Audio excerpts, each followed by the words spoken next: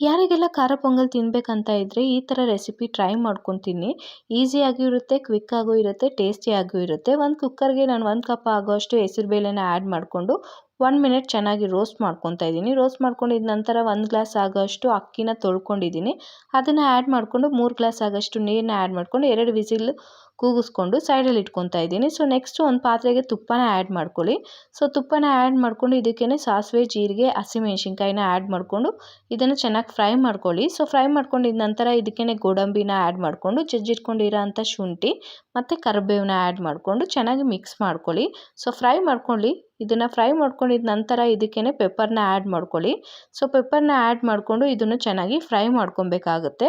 So ಇದನ್ನು fry ಮಾಡ್ಕೊಂಡಿದ್ದ ನಂತರ ನೀವು 1 ಟೇಬಲ್ ಸ್ಪೂನ್ ಅರಿಶಿನ ಆ್ಯಡ್ ಮಾಡಿಕೊಂಡು ಚೆನ್ನಾಗಿ ಮಿಕ್ಸ್ ಮಾಡ್ಕೊಳ್ಳಿ. ಸೊ ಅರಿಶಿನ ಆ್ಯಡ್ ಮಾಡ್ಕೊಂಡು ಮಿಕ್ಸ್ ಮಾಡ್ಕೊಂಡಿದ್ದ ನಂತರ ಅಕ್ಕಿನ ಮತ್ತು ಹೆಸರುಬೇಳೆನ ಏನು ಬೇಯಿಸ್ಕೊಂಡಿದ್ವಿ ಅದನ್ನು ಆ್ಯಡ್ ಮಾಡಿಕೊಂಡು ರುಚಿಗೆ ತಕ್ಕಷ್ಟು ಉಪ್ಪು ಮತ್ತು ಕೊತ್ತಂಬರಿ ಸೊಪ್ಪನ್ನ ಆ್ಯಡ್ ಮಾಡಿಕೊಂಡು ಚೆನ್ನಾಗಿ ಮಿಕ್ಸ್ ಮಾಡಿಕೊಂಡು ಇದಕ್ಕೇ 1 ಗ್ಲಾಸ್ ಆಗೋಷ್ಟು ಬಿಸಿ ನೀರನ್ನ ಆ್ಯಡ್ ಮಾಡ್ಕೊಳ್ಳಿ. ಯಾಕಂದರೆ ಇದು ಸ್ವಲ್ಪ ಕ್ವಾಂಟಿಟಿ ಗಟ್ಟಿಯಾಗಿರುತ್ತೆ, ಅದು ಸ್ವಲ್ಪ ನಿಮಗೆ ಲಿಕ್ವಿಡ್ ಥರ ಆಗುತ್ತೆ.